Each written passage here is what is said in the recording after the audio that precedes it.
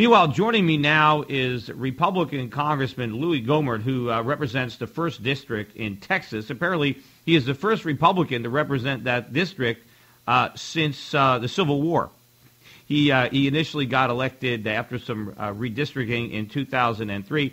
Prior to that, he was in the judiciary in Texas. He was ultimately, I think he was the Chief Justice on the 12th Court of Appeals. He did that for a couple of years before he moved over to the U.S. House of Representatives, where he currently serves on 3 committees. He's in the Judicial Committee, the Subcommittee on Resources, and the Small Business Committee. Louie, are you there? Hey, Peter. Yeah, I introduced you while you weren't there, so everybody is keyed up and ready. You know, before you came on, I played some sound from one of your colleagues, and I guess I used the word loosely there, in the House of Representatives. He was a Democrat from New Jersey, Robert Andrews, who was on MSNBC trying to make the case that we can't afford to cut government spending. That if we cut government spending, the whole economy is going to collapse because we're going to have to lose jobs in the government, and so it's government spending, according to this congressman, that's driving the economy, and we can't dare cut spending. I mean, what do you say when you got people like that in the Congress? Well, I have to say their record on being right in their forecast is so good. Remember, if we didn't pass that $800 billion stimulus package, then by golly, we were going to see unemployment get up as high as 8.5%. But if we passed the stimulus bill, then it would stay under that. Well, they missed that a bit, and not only that, everything they've projected so far has been wrong. And I tell you the best example, not only we heard from European big spenders and all, but when China says, hey, guys, you really need to hold up on your spending or we're going to end up having to stop buying your bonds.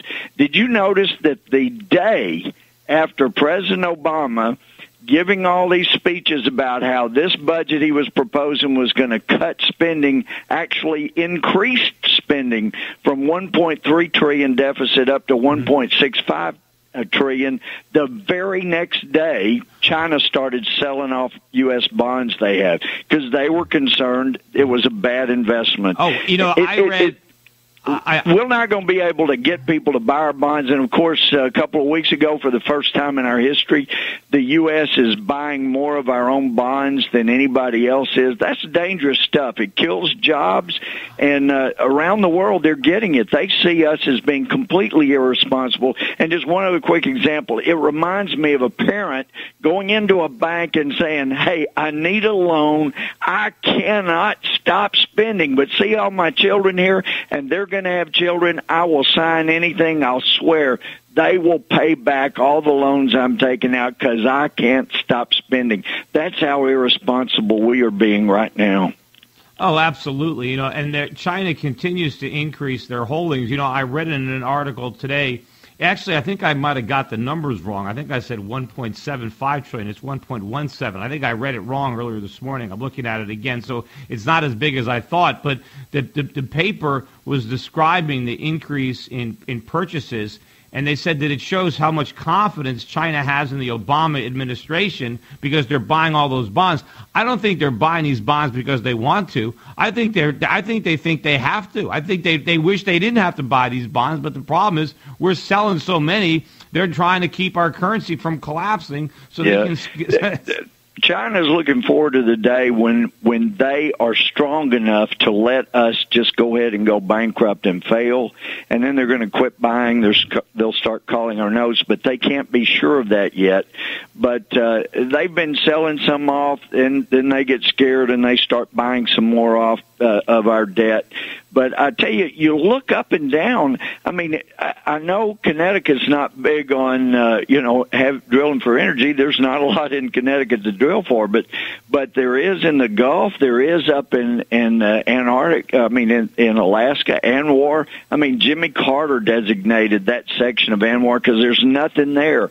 And we've had projections in natural resources that drilling just in Anwar would produce 1 million jobs all over the country. If we drill in place some of our outer continental shelf areas, not only could that drop the cost of gasoline a full dollar, which we're told, I don't know if it's accurate, but economists say that about 25% of the cost of gasoline is speculation, and we've given nothing to indicate that we're going to help ourselves. So there are all these things we could do to help the economy, to increase revenue. Boy, we could be getting revenue in, and all the folks that want nothing but green could get, massive amounts of revenue. We could dedicate the royalties to going green and to develop alternative energy sources, creating jobs. There's so many things we could do.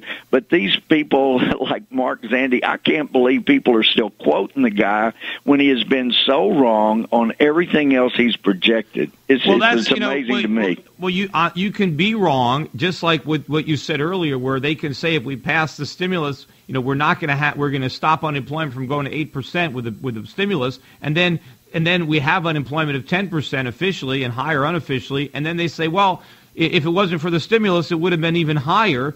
It's ridiculous. And if they are worried about cutting, let's say the Republicans are trying to cut a trivial $60 billion from the budget, and the congressman is saying, oh, if we take $60 billion out of the government, we're going to destroy all these jobs, yet they don't look at the consequences of taking $600 billion out of the private sector. How many private sectors jobs are being destroyed because the resources needed to create them was taken away and spent on stimulus?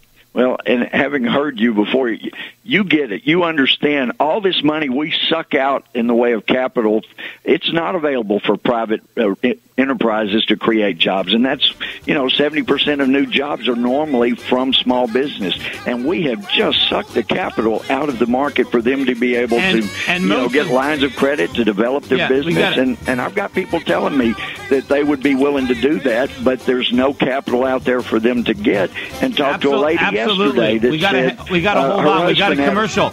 We got a commercial come up. Don't go away. We got more of the show coming up after this break on SchiffRadio.com. Welcome back to your source of sanity in an insane world. It's the Peter Schiff Show. Welcome back, everybody. Peter Schiff here with Congressman Louie Gohmert, and we were talking before the break about government spending and its destructive impact on the economy, because everybody overlooks the damage done to the economy by the resources that are taken out of the private sector and spent by the public sector. And more importantly is it's the type of jobs. The jobs that we're destroying are the jobs that are productive, that would lead to a higher standard of living, that would produce more of the products that we want to consume, more of the services that we voluntarily want to enjoy. And instead, we have more and more people in government, many of whom are producing nothing. In fact, most of the people in the government are getting in the way of production. They're simply enforcing regulations that do nothing to improve the public good, but simply drive up the cost of production for everybody else who's still working in the private sector. And so as a result of all these government jobs, everybody is poorer. That's the problem. You're so right. And what gets me is these people that think that you can just keep spending and spending, sucking money out of the private sector, as you lay out more articulately than I can. All you have to do is look at history. I mean, great civilizations and nations go down because of financial irresponsibility, when they're spending more than they bring in. Why do these people think that they're going to be able to repeat the overspending that historically brought down civilizations, but it won't do it this time? It always does, and it will again. And the old saying, those that do not learn from history are destined to repeat it. But I heard recently those that do not learn from history may have had their coach for a history teacher. The problem is we don't even learn from recent history. We repeat the mistakes that we made 1 or 2 years ago, let alone decades ago. But let me ask you on a more serious note. What can you do? You're in the House of Representatives. You guys control the purse strings. Is there any way that you can stop the spending? Can you stop the debt ceiling from being raised? Can you force the government to slash spending right now before this economy goes over the edge of a cliff? Well, we were just discussing this in our Republican conference meeting earlier this morning, and there are those who say, hey, we're going to do a 2-week CR, and we'll cut $4 billion, and, do the math over 20, you do that 26 times, you've cut over $100 billion. But, my gosh, we had promised to go back to 2008 spending levels before President Obama started spending, 1 to 1.65 trillion in deficits. But why even do the continuing resolution? Why not say, look, either you cut the government spending or we'll shut this government down and free up the country? Because I hope you're not offended, but you sound like I did this morning. I hope that doesn't scare you that you and I are sounding alike. But the Democrats want to accuse you of shutting down the government. Accuse them of shutting down the country, because that's what's going to happen if we don't rein this in. We are going to have a currency collapse in the next few years, a bond collapse. We're going to have an economic disaster that will make 2008 look like a Sunday school picnic, and if we don't act quickly. So, you got to raise the level of the discussion here, that we are facing an economic implosion, and it's worth the risk. We can't let the government keep spending. And if it means the government shuts down, if it means they can't send out checks, so be it. Because if we keep sending out those checks, in a few years, the checks won't have any value because the money will be worthless.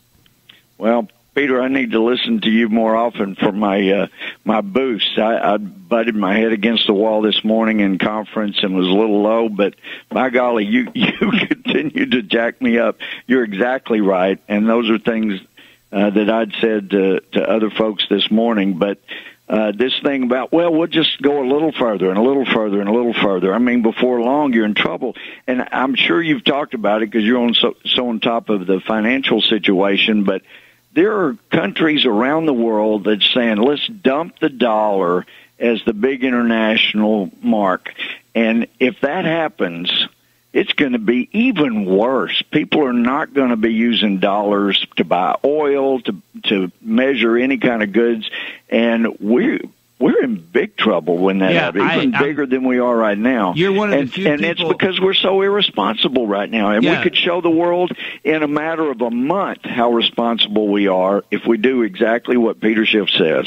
Yeah, I mean, so few people in Congress understand the position that we're really in, that our entire way of life is dependent on the dollar being the reserve currency, because that's the way that we can consume things that we don't produce. We can only run trade deficits because the world wants the dollar, but when they decide they don't want the dollar, we can't import anything unless we export to pay for it. And that means our whole phony economy comes tumbling down. And if the world is not buying our treasuries, who's going to buy them? Ben Bernanke, then what happens? Then you got runaway inflation. You're going to have a lot more people unemployed. And even if you have a job, it's not going to mean very much because your paycheck's not going to buy very much. Yeah, and there's so many concrete things we could do to really get this thing jump-started and going and bring back manufacturing jobs here.